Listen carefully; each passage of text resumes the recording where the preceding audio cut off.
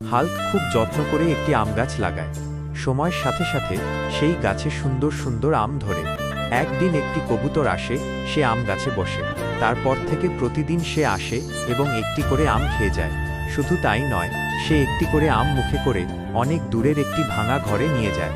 কয়েকদিন পর হাল্ক খেয়াল করে যে গাছ থেকে আম কমে যাচ্ছে।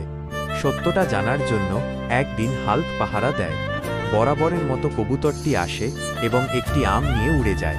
হাল্ক এবার চুপচাপ সেটির পিছু নেয়। ভাঙা ঘরে গিয়ে যা দেখল তাতে হাল্ক স্তব্ধ হয়ে গেল। সে দেখে ঘরের ভেতর কবুতরের সঙ্গীটি মরে পড়ে আছে, আর চারপাশে কয়েকটা ছোট ছোট বাচ্চা। মা কবুতরটি তার সন্তানদের নিয়ে অসহায়ভাবে বসে আছে। হাল্ক বুঝতে পারল মা কবুতর নিজের পেট ভরার জন্য নয়, বরং তার অনাথ সন্তানদের বাঁচিয়ে রাখার জন্য খাবার জোগাড় করছিল। এই দৃশ্য দেখে হাল্কের চোখে জল চলে আসে।